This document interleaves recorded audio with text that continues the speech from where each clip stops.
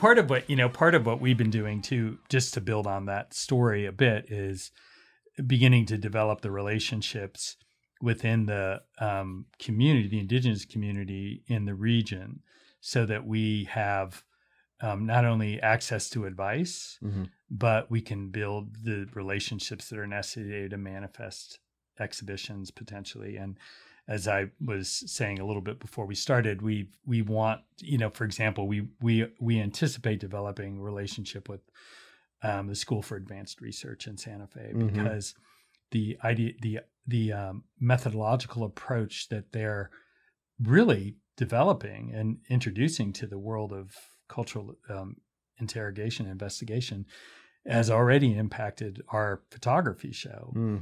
And, to be able to look at the material culture of creative living creatives, but also historical, is something that we see as a frontier for us. And we haven't done it that much. I mean, in my time, we were one of the venues for the Diker collection, which is now at the Met. But beyond that, there hasn't been a lot of historical presentation of indigenous culture.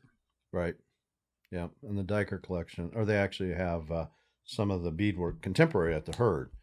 Oh, is that right? Yeah. Yeah. Oh, I didn't know that. Yeah. Right now. If you're up there, go look at it. It's, Rhonda, Holy Horse, all the, beadwork people that are, big images of, natives on horses all beaded. It's all contemporary though. Yeah, it's the Diker collection that they loan. It's great. It's in the Sandra Day O'Connor. All right, I'll have to go check that out for sure. So I have a question about Maynard Dixon. I only saw one little ink drawing in your collection, a 1905 piece. Let's talk about that. Well, we definitely need Maynard Dixon in the collection. Yes. Well, we have Maynard in the community. Yeah. So there are a couple of collectors who have demonstrated their deep interest in him. And of course, in that larger vision that I was describing about engaging collectors more intentionally, there's expectation and opportunity, but we would filling that hole in different ways would be important. And I was thinking about this and knowing the work that you've done, Mark, and the importance not only with Maynard Dixon, but in the multivariant stories that define the American West today. That Maynard Dixon to me is like a grandfather to some of what I find the most interesting work about the American West that's happening, not only today but in the intervening years as well. And I think about those that are much more, well, it's a debate, isn't it? Because there are a couple different tracks in the more traditional arts that oscillate between a more modernist point of view and a more conventional conservative point of view. And we're part of a consortium of museums that is about to go through a instrumental change, but it's called Museums West. And most of the museums that I'm sure well are part of that. It's about 14 or 15 museums. And right now, Seth Hopkins is the president of that group out of the booth. And, it's super important. It's super important debate within the idea of what does the American West mean today? Right. Historically, contemporaneously, environmentally, and artistically. And you can just add as many other elements of that to that story. And where is the strength of that storytelling? Or maybe it doesn't have to be one or the other, but how do we knit this all together in a way that provides for diverse points of view? Because I see it aesthetically. And there's some work that I find very compelling from its technical acuity, but not as interesting from its narrative piece. And then there are others like Dixon and the generations that follow him, including even some outsider work that's looking at the West in ways that just get me so excited. Right. Well, you look at Dixon and, he was influenced by Remington writing him when he's 15, and Remington writes him back, and really encourages him to follow his dream of being a painter. And then Russell, they're friends, they also compete, but they have this inner relationship, which is very interesting. Russell comes and visits him in San Francisco. He visits him in Montana. They visit in New York.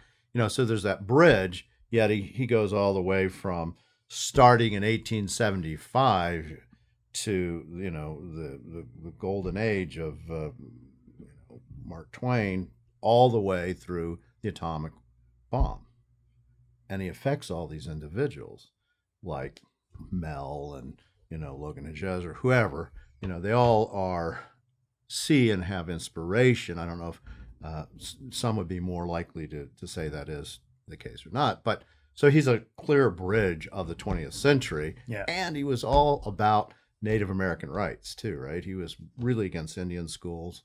He thought that was just horrific. He lives with all the tribes. He really appreciates them. He looks at them as artists and thinks their art is the most important kind of art. So he's this important guy, and he's married to Dorothea Lange, who I'm sure you have in your photography collection. Yeah, a few things. Yeah. So when I see it, I was like, well, that's a whole.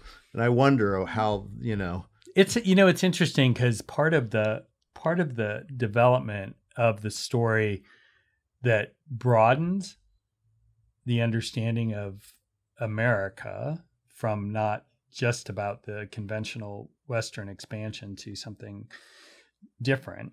And part of that was just, again, ambition towards making sure that Western cities didn't have just Western collections. Was that the museum didn't choose to follow that trajectory past Russell and Remington, right? So even their commitment for a very short period of time through Amon to the Taoist school never deepened. And in fact, the museum sort of distanced itself. And I think Maynard Dixon was caught in that. Yeah, it makes sense. Yeah. But so Russell dies in 24 and Remington in 1909. Yeah. So, and Dixon's active in those periods, but I get it. He fell through the cracks. Well, and from the collecting point of view, right. Because what Ruth wanted to do from the get-go was to fill in the By the holes. way, Russell died in 26 for 26, Russell, yeah. Because everyone out there going, he didn't die in 24. No, he did not. Died in 26. I apologize. But Remington did die in 09. Appendicitis, actually, is what he died of. By the way, there's a great exhibition at the Sid Richardson right now about his last decade, Remington's last decade. Yeah, it was his best, really. Fabulous. Actually. Oh my God. Walking through that show was like, this man, if he wasn't such a hard liver, what was waiting for him to do is remarkable. Yeah, it would have been interesting to see how he would have continued to expand the way he was painting. But I would say that we're able to make that new attention to these periods significantly through our collectors. Yeah. So I wouldn't be surprised to see a Dixon on our walls that's loaned. Nice. For a period of time. Yeah. And one of the things that we've done, we did a big renovation that opened in 2019. One of the things the curators developed, and it's pretty remarkable. If you haven't been to the Carter since 2019, you're not going to recognize it when you go through. But one of the things the curators have done in order to bring dynamism to the permanent collection, I always thought this was like a permanent collection in its very name is like, who's going to come back, right? You go see it. Oh, it's always there. Right. It's like the Empire State Building. We'll see it next time. One of the things the curators did to manifest the importance of the collection's ability to be dynamic was every 3 months, they do what they call expanded views. And so in every gallery of the permanent collection, they add work that could be from any media, any time period.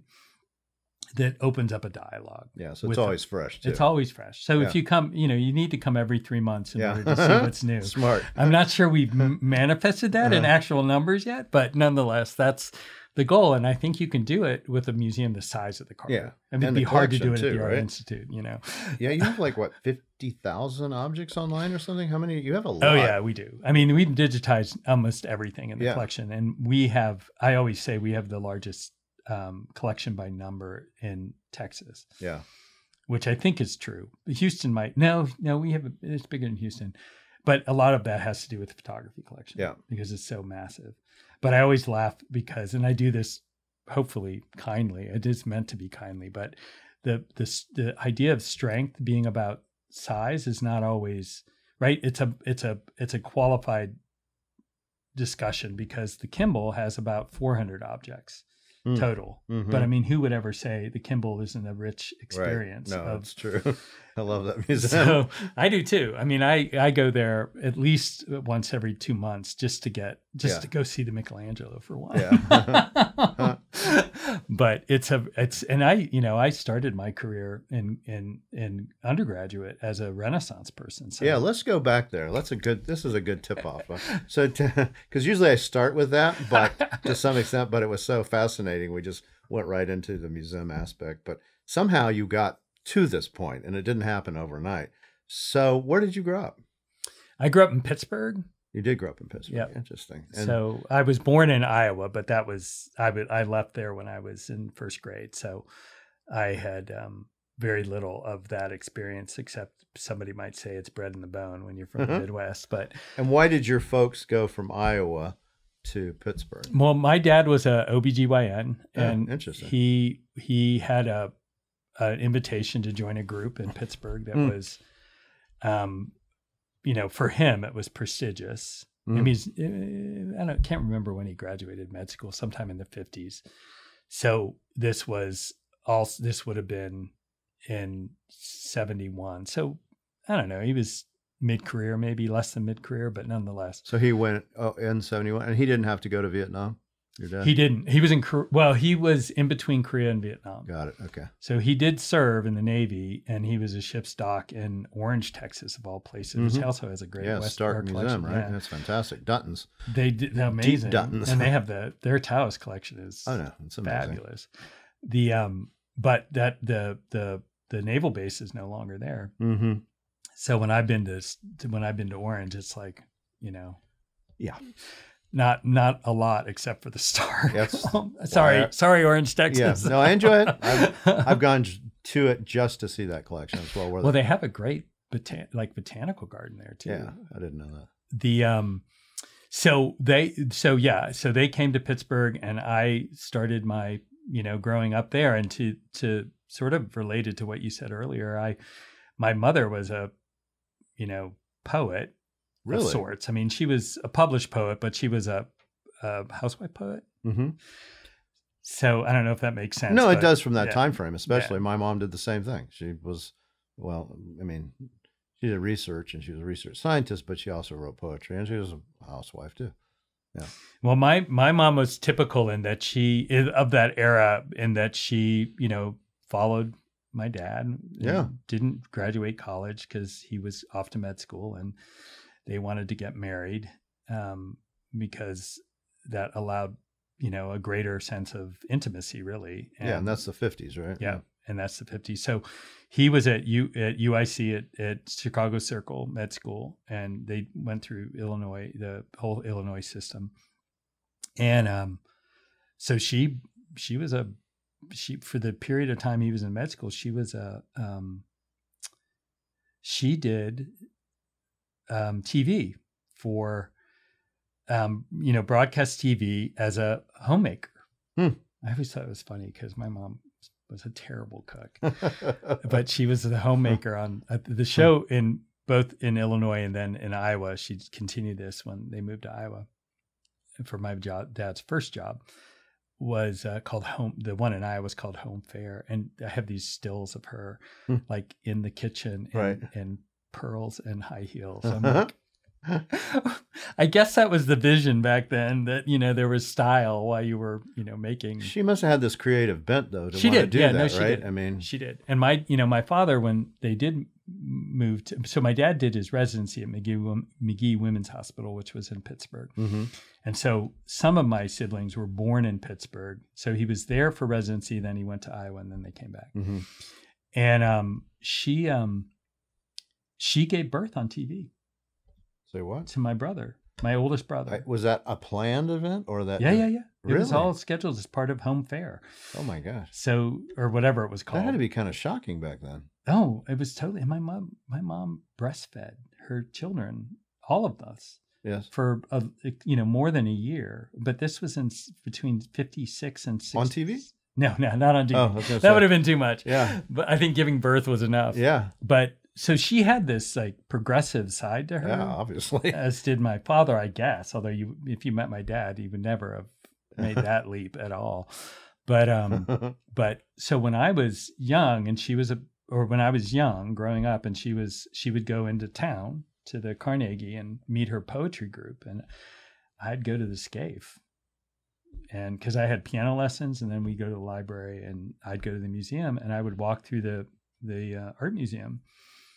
And that's how I got comfortable, right? I was super comfortable there, and I found the paintings that I loved, and I'd go visit them. Do you remember any of the ones that were? There was the Monet. They had a great Nymphale there, and I would go there to see that. And then Magritte, of course, very typical for a young kid. The surrealists, Mm-hmm. I found to be Mm-hmm. sort of fascinating. And then there were artists like the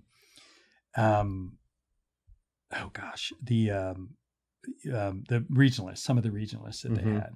And I just enjoyed the colors and the stories they told. And so when I went to college, I went to college in Maine. So, but in high school, before you went to college, were you interested in the arts? Did you go, okay, were you making art? No, my brother, my next oldest brother, was an artist. I mean, that was his thing. I was kind of the nerd, studious kid Mm-hmm. who went to the museum on the weekends, and who, I don't even know. I can't even remember what I, distinguished myself. It was maybe in an art club, and I had, where you would maybe, or writing club. It was something. I did theater. I did Yes. musical theater, and I did stage theater, Mm-hmm. as you can in school. And then, I forgot about this. Actually, I was, not many people know this. They are now. They are going to know now, but they don't think about it. Although, unless you do it, I was in forensics. Yeah. In high school. Yes. So I did and I excelled and won a lot of competitions in the dramatic interpretation of literature. Hmm. So, and I remember I would do, my performative piece was Edgar Allan Poe's Hop Frog. Do you know that story? Mm-mm. It's a horrible story of a man who is a kind of jester, a hunchback, and he's made fun of all the time. And then he gets revenge by killing all of the elites in this dramatic scene. So I would do that as competition, and other people in forensics would do debate or whatever. Right. But I did that. So I had a dramatic stretch like your mom. in me. Yes. Yeah. And so I eventually went to I left, the story I tell myself anyway was I had most of the kids in my high school went to either Penn State Mm-hmm. or South, and the big, quote unquote elite school that drew people was Duke. Yeah. And I applied to Duke and I got in. I applied to Davidson and I got in, but I had a terrible experience visiting there. So, and then I applied to Princeton and I got waitlisted. And the only other school I applied to was Bowdoin up in Maine, and I'd never been. And I didn't want to go to the South all of a sudden when I got all my letters, and I was waitlisted at Princeton. And I remember sitting in the barber's, at the barber shop reading People magazine, and there was a little column that was about Brooke Shields getting into Princeton. Yeah. And there was a line in that little short column that said, there's some poor kid who got waitlisted so she could go. And I was like, oh my God, that's me. That's hilarious. So I just chose to go to Bowdoin. And I'd never been there. What year was this? I graduated high school in 83. Yeah. So right at that time frame in 83. Yeah. You get Brooke Shields, you listening to this? She caused him Princeton. She did well, though. She's smart. She's a very smart person. Yeah. So, she may have gotten it on her own. And actually, it wasn't. I think it probably was just. But in your mind, I'm sure at that point, sure you felt it. So you go to Bowdoin, and you're going to. Did you have an idea of what you wanted to do at that time? I thought I was going to go into religion. I was pretty active in our church in those high school years, and in a very nerdy, weird way, which I won't go into. But I got along with adults better than I did sometimes my peers in those years. So it was just a very strange situation. But I went to Bowdoin. I took a religion course with a guy named Bill Gohegan. I still remember him, giant of a man, and he was a Jungian. So I know that. I understand that. Yeah, right. It was great, and the reading list for that first course was eye-opening to me. I bet it was kind amazing. of go. Oh, this is what life's all about. Exactly. Right? He did Zen. He did Niebuhr. All these different and I was like, this is not what they taught me in the this is a different kind of church. religion. Oh, I get it. This is totally different. So hell, no heaven. What's going on? Right. So my aspirations towards the clergy sort of tempered pretty quickly, but I took a freshman. They had what they called freshman seminars. Yeah. And I took it with a man named Clifton Olds. I'm not sure he's still alive. He might still be alive. He'd come to Bowdoin the year before from Michigan. He was a tenured professor of art history at Michigan, and he was a medievalist. And he did a seminar on Michelangelo, and it changed my life. Isn't that amazing? Yeah. I just love that. And why was that? Was it because of his enthusiasm? Oh, yeah. He made people... I took his Art 101 that same year, and literally when he did Bruegel's The Massacre of the Innocents, students were crying. Wow. Because he was so he wasn't dramatic. No. He just brought the paintings alive. Yeah. He was a storyteller. Yeah. And he's very serious. Like, you didn't mess around with him. Yeah. There was no, fooling this guy. He didn't smile a lot. So when you would have, student meetings, it was like stoic stone face. But, if you were willing to put in the work, you learned a lot, and he respected that. Yes. And I just started down that route, and I got my museum chops because I not volunteered. I had a job at the Bowdoin College Museum of Art, which is still a fabulous institution. And I worked for the preparator. So I framed things, matted things. I did, installations, and that was my fraternity throughout college. So I did theater still, and I did the art museum, and I was very much driven by art history. So I took, tons of art history and majored in that. And there was a visiting professor who came. His name was Brian Lukasher, and he ended up teaching at Vassar. But I took an American art seminar with him, and I fell in love with American art. But there wasn't a lot of opportunity through most of my years until my senior year. They hired an Americanist. And I loved her. She was great. But I had already committed to the Renaissance. And so I wrote my senior thesis on Sandro Botticelli. And I still, in fact, there's a show from the Uffizi at the Minneapolis Institute of Art right now. And I'm like, I think I'm just going to buy a ticket and go up there, because I still love him. And that was very meaningful. I spent a half a year in Florence, and but it gave me a rootedness in art history that was different than, even in the mid 80s, American art was still kind of, proving itself. And the Renaissance had no problem proving itself. Right. And so I went, when I graduated, I got a museum job.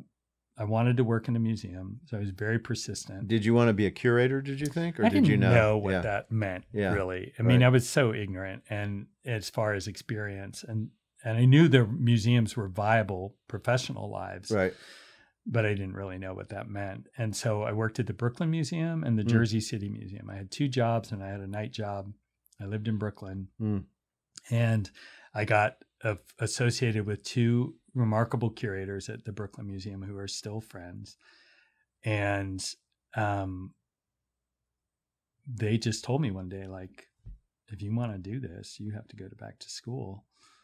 So I applied, and I ended up choosing to go to Penn.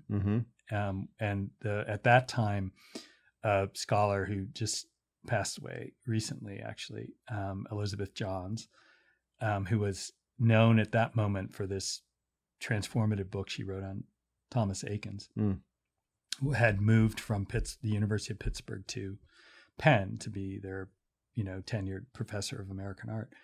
So I studied with her, and this is for a PhD. Yeah. And all throughout that time, I worked at museums. So I knew something was going on because I worked at the Philadelphia Museum of Art in different capacities. And I was deeply associated with that profession, such that when I was getting towards graduation, do you ever really graduate from graduate school? Yeah. No. Right. But when I was getting to that point where they're like, okay, it's time for you to leave. Right. I was married at the time, and my then wife was an architectural historian, and she got her first kind of gig in Chicago. And so we moved from Philadelphia to Chicago, and I begged and pleaded until I got a job, a soft money job, or not an intern, but a research job at the Art Institute. And I worked for a curator there named Judy Barter, who's done amazing work in her career. And she trained me, to be a curator. And she hired me full time, and I stayed there for 6-7 years at the Art Institute. Yeah.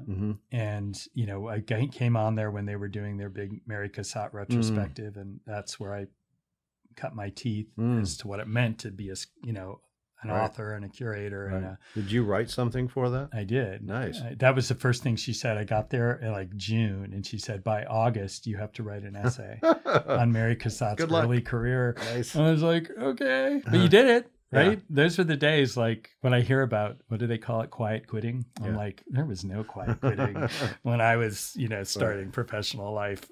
You worked until, they said they couldn't live without you. That was your goal. Right.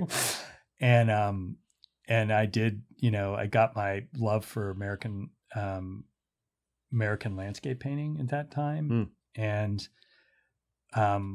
then Paula, my wife, then got a job at WashU. And so I was in a quagmire because, as somebody said to me, you have tenure at Yale. Why would you want to leave, the Art Institute? And I was like, well, you're kind of right. But we were going to have a family, and, or we wanted a family, or wait, she got pregnant. So there was a job in, I commuted for a while, and then there was a job at the Missouri History Museum, which has you may or may not know this, they have one of the most fine history museum art collections in the country. So I could do both, and I was the head of collections there. And then literally a year into that project, or that job, a year and a half into that job, the director at the St. Louis Art Museum had gotten a recommendation from my curator mentor at the Art Institute, and he invited me out to lunch, and he was looking for an assistant director to be the chief curator. And after, managing that over 6 months, the kind of courtship, they hired me at the St. Louis Art Museum. And that was to be the underling for the executive director, basically? Yeah. And curator of American art. Yeah, and they have a great collection. That's where I got the American West became.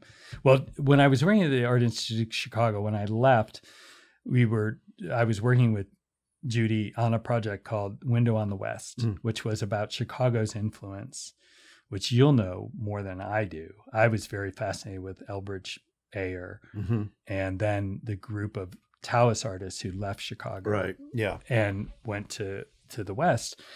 So the project was about Chicago's influence on the American West. That was big. Big. Yeah. It's huge.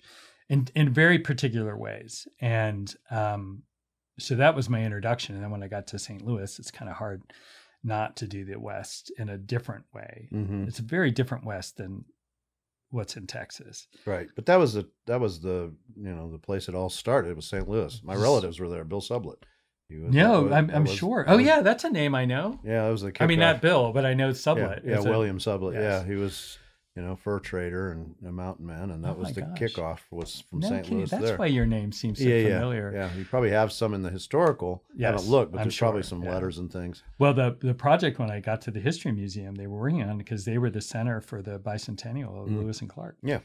So I saw a lot of that. I was doing other stuff, but I saw a lot of that narrative unfolding. And then when I got to St. Louis Art Museum, one of the first projects that because you can't not be asked to be a Bingham expert when you're at the St. Louis Art Museum.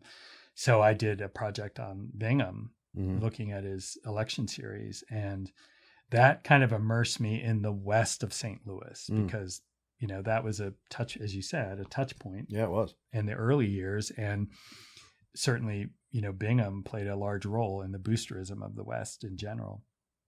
So, I started to kind of recognize that this is kind of fascinating. And then at some point, I was there for almost 10 years and, this job, a parallel job at the Amon Carter came up, and I went down. This kind of, as I said, it would have been a lateral move.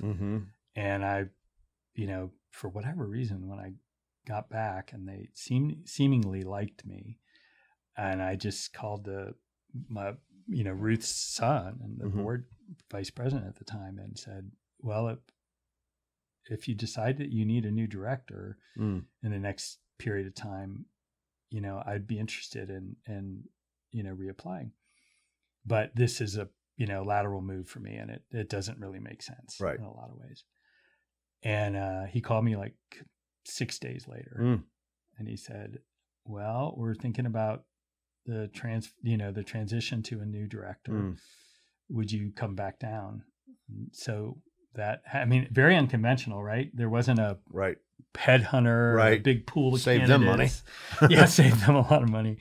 And Ruth was, still alive, of course, and she wanted to a succession plan.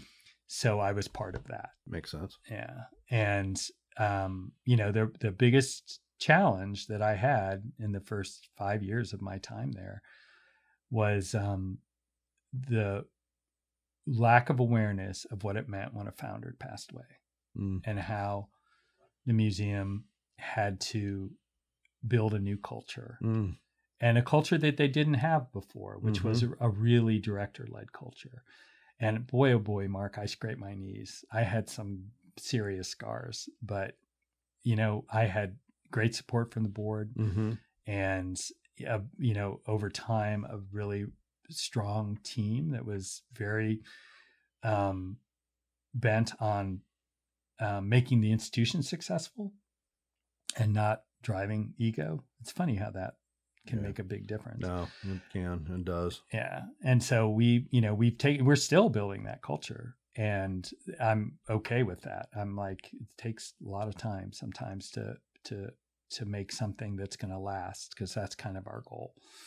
And, I feel like we've achieved that to a certain extent, and that the museum is in a good place, and it's opening its vision to some of the stories and some of the ambition that I've described today. And you've done it long enough now, 11 years, that you're in a rhythm. Yeah. No. Yeah. And seriously, the leadership group at the museum is, we all like each other. Yeah, that's nice. We're very willing to share authority, so that, it's not like the celebrity director, which Right. is the culture I was brought up in. I mean, that's not me, but that's what I thought was success. Right.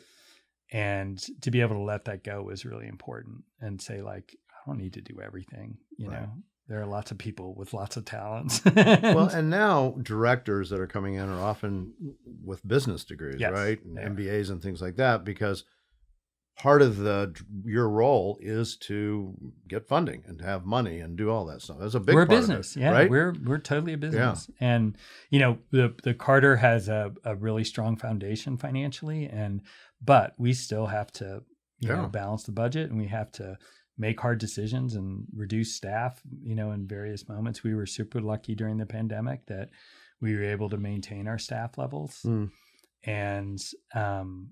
And that made a big difference in the morale. But I tell you, one of the biggest challenges, aside from, you know, telling all the stories you want to tell, and in the love of what you do, right? Mhm. It's very different than academic life. Yeah, I would think. I Very mean, it's a different. business. It's a You have business. to run this big thing with Yeah. lots of employees and liabilities and just everything. And, you know, and people And buildings. and well, building, it's like, would you rather, you know, spend 3 hours in the archive or listen to what chiller you need to replace in 2 years?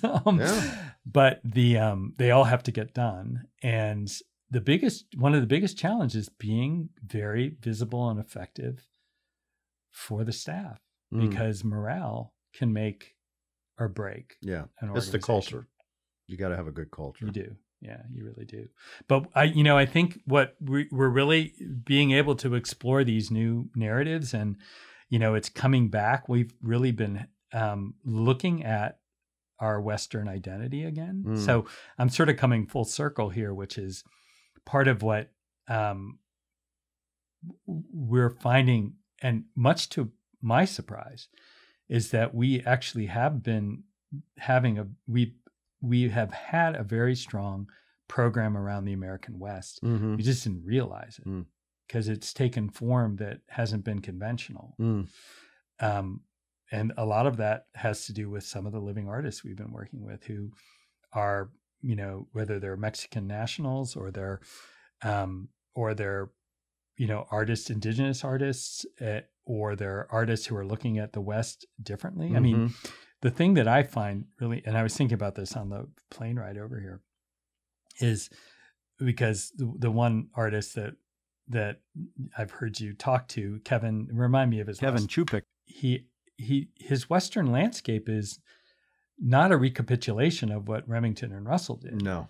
More And I'm like like, Hotney. It is. It's like there's a Walmart in this landscape. I Not know. really, but there Could is. be. No, there could be. Yeah. And I'm like, but that is part of the Western landscape. Absolutely. So how do we deal with that? Yeah. You know, in a visible way. It doesn't always have to be a Walmart, but how do you acknowledge that part? And it can take very many forms, some of them not narrative like that. But that's kind of my interest for the Carter, is to be in that space. But at the same time, we are super supportive of the Cowboy Artists of America, who have relocated to Fort Worth and are, you know, part of our community. And many of our collectors are deeply interested in the work that they do. And are they mutually exclusive? No. But how do you build meaningful bridges across what can seem like a big divide sometimes? I think exposure sometimes, you know, if you have, you know, CA stuff right next to your Marston and Hartley across the way. Right. I mean, just seeing it, you know, you may have not gone in for that. You know, I remember at that's a really interesting point. Yeah. Actually, I remember the LACMA. I went to see a David Smith sculpture exhibit, and next door, which we thought I would have been wanting to see, that was the blankets of the Hearst. And it was like, these are fantastic. 2 phenomenal shows. I'm enjoying both of them. I actually came in for the sculptures. And now I'm over here. Now I spent equal time, I will say, at both, but that's the same kind of thing. So the people that are interested in cowboy may go, oh, this other stuff is very interesting too, and it works together, and I can see it and I understand it in some kind of contextual component, because obviously the curators see that they can be that way. So it's good. I mean, and that's to the point of the ideological diversity. Yeah, which is, there doesn't have to be right and wrong, right? Correct. And I think sometimes the stage can be set as though there has to be right and wrong. Yeah. And that's usually it is that. And that's not anything I'm personally interested in, because I find all the groups to be fascinating. I mean, they're fascinating people. If you ask questions, they're fascinating. You know, the stories that get told are I mean, you know that because you've done how many of these now? 230 plus. Yeah. You've heard the whole. You've really created a quilt in this project that you've been doing for years now. Yeah. 5 years. Yeah. And I learn every time. It's like, oh, I didn't know about that, or I understand. I can put the pieces together a little differently and go, oh, that person and that person, there actually is a connection, even though you would never have thought there would be. That's true. Yeah, it's true. Well, there's a lot to look forward to, I think, in where these variant stories intersect and diverge, and I'm super excited about it because it's reinvigorated my belief that the Carter can be involved in all the narratives. Sure, they can. And the American West is instrumental to our DNA, and it gets lost sometimes. I mean, from the point of view that most people who don't know the museum think it's a Western art museum. Yeah. People who experience the museum are oftentimes saying, "Where's the American West?" Do you know what I mean? Yeah. It's like, okay, well, wait a minute. But I think we can be a rich place for all of that. Yeah. And as I said, much to my surprise, I'm like, oh my God, we've done like 6 projects on the American West in the last 4 years. Wow. And sometimes we just don't know that we've done it. We did a contemporary project with a youngish artist out whose last name is Rodriguez. And she works, and I'm just forgetting her first name, which I'm embarrassed. Because I've sat at dinner with her many times, but she works with native materials that she rebuilds. So the pigments and the paper she all makes herself. Oh, wow. And she enlists some of the narrative techniques of the Mesoamerican tradition. And so she creates these maps that are just phenomenal. And they're often, I mean, the one that in the show that we did with her, it was during the pandemic period, and these were her pandemic works that she did when she had a fellowship at Joshua Tree. And they had, helicopters from from the protests in them, but you wouldn't have seen them as anything other than narrative elements to a story that she was telling. In other words, it wasn't beating you over the head, right? But they were instrumental to the experiences she had of the pandemic in this isolated artist residency that she had up in the desert. Yeah, those kind of things are wonderful because it's, the artist has their own interpretation, but I think most artists want you to have your interpretation of what they do without influencing them. And I love that. Yeah, that's very true. Yeah. And that's part of the dynamism that with the curators, I see this in particular, because they all have diverse training and background and interests, but they all love to work with living artists. I do. I mean, it's fantastic to watch because really this energy that you don't always see when they're working on, Louise Nevelson or... Though I love that. And you have a big one too. We do, and we're doing a show in the fall, a year from now. Or a year from... is it the fall? No, a year from this fall in 23. Wow. It's a Nevelson show? And is it going to be... Of her 50s and 60s work. Yeah, and will be sculpture and also some of her paperwork and different things? Yeah, it's actually one of the first times that her paperwork is integrated with her sculpture. Oh, God. Yeah, I just so we have, and again, this was... the progressiveness of Ruth in her early days. She was one of the original subscribers at Tamarind. So she has the select deluxe sets from the entire 60s through the 75, I think. 3,300 works of art from Ed Ruscha to Ruth Asawa to another favorite, right? Oh God, I love Asawa. We just got one of her sculptures several years ago now from the 50s, which is brilliant. And but so our curator of modern art, of 20th century art, has been just compelled to look at this period of Nevelson's work in the 50s and 60s when she was working at Tamarind. Well, she had two residencies there that she just innovated the medium. She innovated the lithographic medium in a way that also affected her sculpture. So it's like looking at the intersection of those two efforts. And the thing I'm always amazed at, sitting in my desk where I don't do this right anymore in the same way, certainly, is they get it done so it seems so effortless. They're kind of going like, my husband's not talking to me and I've been sweating blood for 5 weeks. Right. But, in the matter of 2 years, they're able to put these projects together. Yeah. When I was at the Art Institute, sometimes these projects were like decades long. Right. It just doesn't happen anymore. And I'm grateful for that, because no institutions get bogged down in the perfectionism of storytelling. Right. Is that an oxymoron? I don't know. But so we're able, this project has burst through the pandemic and is going to hit the stage in this fall. Yeah. Come see it. Now I'm going to come to, that's one of the artists I've always wanted to add to my collection. So getting expensive, but there's pieces out there. Yeah. There are. I didn't realize she did bronzes, but there are a whole series of bronzes that are beautiful. So do you know who Leonardo Drew is? Yes. Yeah. We're doing a project with him too. Oh, I have a big major work of his in my own collection. Yeah. Oh my gosh. Which is done off of a Navajo rug, actually. Oh my gosh. Yeah. Navajo blanket. Yeah. So when is that? That is simultaneous with Nevelson. So that's fantastic. Yeah. So it's going to be a dialogue of sorts. Oh, wow. And again, same curator. And we have a space that is about immersive experiences. And so since 2019, we've done 4 or 5, which have been all great.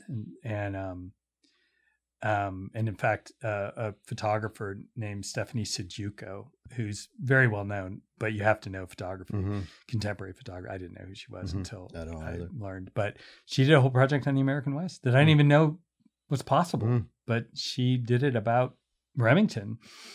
It was fascinating, but very, very, very intellectual. Like the Remington aficionados would have been like, what? But it opened up a different dialogue about the artist and his influence and his impact and the institutional interest in the stories that he tells. Yeah. There's a lot there. Yeah. Good and bad. Yes. Yeah. No, he was, I laughed a little bit because we did, one of the curators did a project on Remington and Homer from, it was in 2020. It was right when the pandemic hit, and it opened in Denver, and we showed it, and then it went to a third venue, which I can't remember. Yeah.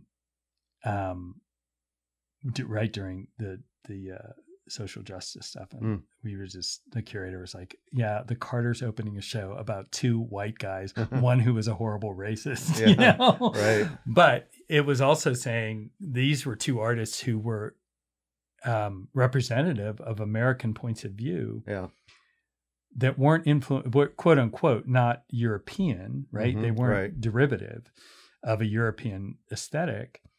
And one told the story of the West and one told the story of the East. Yeah. So, and they lived and worked in the same city. They had the same collectors. They worked with the same galleries, and they didn't know each other.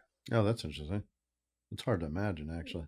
You mean, they probably knew of each other's work. They knew of each other, I'm sure, but they didn't know. They hadn't met. They didn't have dinner. They didn't. Yeah, I could maybe see that if they're in different circles, potentially. I just always thought it was crazy that they had the same collectors, but they didn't. I guarantee you there's some artists that I have that, like Ed Mell, that may not have met, some of the, great Western artists that are, others that they just haven't, for whatever reason, haven't connected. They know of each other's work. They probably like each other's work, but it does happen. Well, that's good to hear, actually, because, it was head scratching to me, but But the story was still fascinating to see their works, kind of to your point about juxtaposition, to see their work side by side was revelatory. Yes. Well, and they're both great. They are. I mean, as they're very artists, strong just, artists, yeah, super for sure. strong. Well, and the one I have to tell you, the last, I'm probably running out of time here, but my last discovery that I've been having fun with in relationship to the Carter's influence in its early years and the Western American story was Ruth and her first husband, J. Lee Johnson, were deep friends. And in fact, this couple were the godparents to their children with Henriette and Peter Hurd. Mm. And so I've been on a journey to understand the impact of, in particular, Peter's work on the American Western story, because it kind of gets lost in there. I mean, he was very influential in his day. Well, he did the portrait of LBJ, which of course LBJ hated it. He did hate it. Yeah. Yeah. It was a good portrait. I like that. It was a great portrait. Yeah, it's a good portrait. Well, that would be a good one to bring Kim Wiggins into, since Kim lives right there in Peter Hurd world. Is he in Roswell or San Patricio? He lives in Roswell, and his wife Maria is from like right there at Lincoln area. So no, I didn't know that. Yeah, they're intimately involved. I think they know the Hurd family well. And, well, I know Michael his son, who runs the Sentinel Ranch still, as a Airbnb. Yeah. If you ever want to stay in the studio of Peter Hurd, you can do that. Yeah, that's cool. But that's right. and Michael's a artist himself. He's a really accomplished watercolorist and landscapist, and he's helped me understand the influence of both of his parents in the story of the American West in a period of time that was competing with Pollock and of course, all that stuff, Rosen, big time, and it sometimes took a different route. But it's an important story, and they the Amon Carter gave Peter Hurd his first mid-career retrospective. When was that? 1964. Oh yeah, really early. They were only exempt for 3 years, and it was 2 years before that Carter gave another artist of the American West, a little later than her mid-career, but Georgia O'Keeffe had a retrospective in 1966. Oh, that's interesting. I wonder if the Hurd LBJ found him because of the Carter. Could have been, yeah. I have pictures right? of LBJ with Ruth walking around. So. Yeah, and he was president at that time. That's when he would have become president, right there. That's I didn't even thought of that. Yeah, that's probably true. Yeah, seems like that would be. Oh yeah, he's important. Let me do it. Well, one of my favorite after Ruth's death, but one of the favorite kind of coincidences, I guess, if you want to call it that, was the family, of course, wanted to valorize Ruth in a certain way after her passing. And Ruth had never been a person that bolstered herself up. She was very Texan that way, sort of quiet. And I mean, not quiet. She was a steel magnolia, trust me, but she didn't aggrandize herself. Yeah. And so she never really had a portrait. And until late in life, when artist named Stuart and Scott Gentling were very famous twins that were artists in the period from the 60s forward. But she didn't like it. And so they didn't have a great portrait. And I was visiting the Sentinel Ranch and talking to Michael, and he's like, "Oh, my mom painted her. Oh, I have it down in the basement somewhere." And it took him a couple of days to find it. Yeah. But he found it. And she's beautiful. And, the family bought it and now hangs in the library of the museum, which was, Ruth's great, as I said, great belief that scholarship was important. And, prior to that, it had sat since it was painted in the 60s in this basement of the Sentinel Ranch. I just love that when that happens. Wonderful. Well, yeah, you definitely have to reach out to Kim Wiggins and talk to him too, because I love his work. He's a wealth of knowledge. His father was very instrumental as an art dealer as well.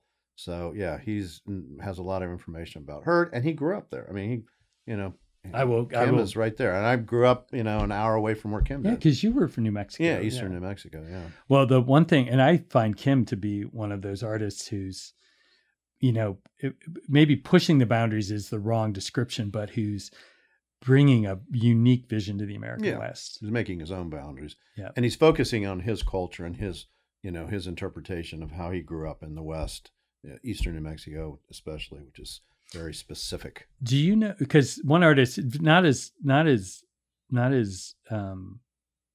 abstract, I would say, as Kim, do you know this artist in Kansas City named Phil Epp? Yeah, I know who Phil Epp is. Sure. Yeah, same kind of thing. I like his work very much. Yeah. And I love that he's part of the CA artist, because it's a variant. Well, they need to do that, right? They need to expand their horizons. I say that as I think, again, it just opens new collectors and new venues, and people that might be interested in his work could also go and go, oh, I love Martin Greeley as well. Yeah. I can see the connection. They work. It's different, but I love it.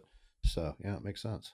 Yeah, I just, and we hosted a panel, we didn't do anything except host it, but they had their artist panel discussion for their weekend, and it was great to see.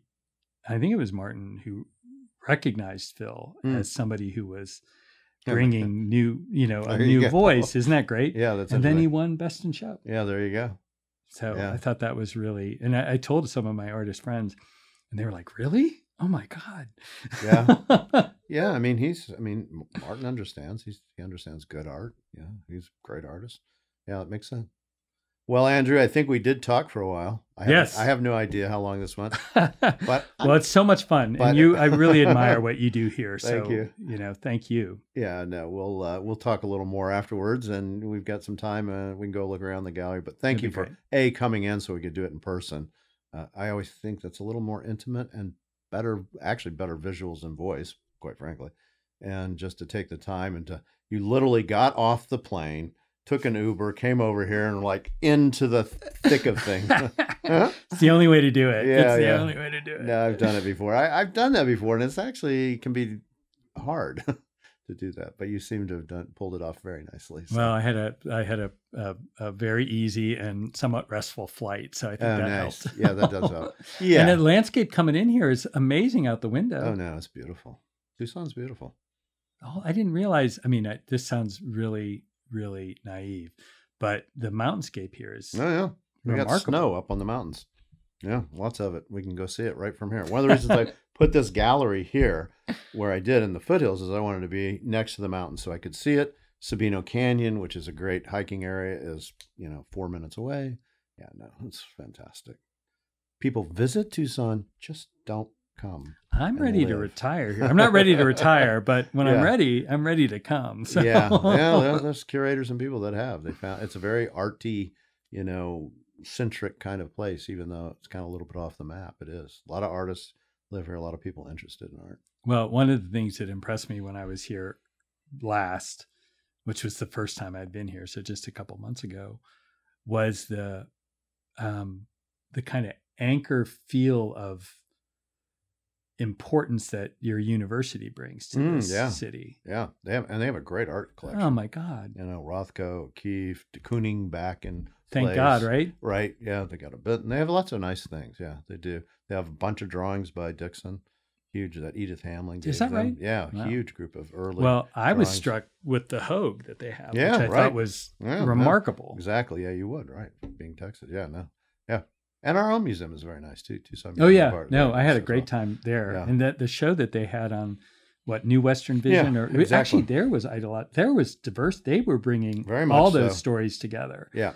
And they're really, that's Christina Brunza, and she's really working on bringing Native voices into, the TMA in our collection. We're really trying to work on building that Native component, both antique to contemporary. Yep.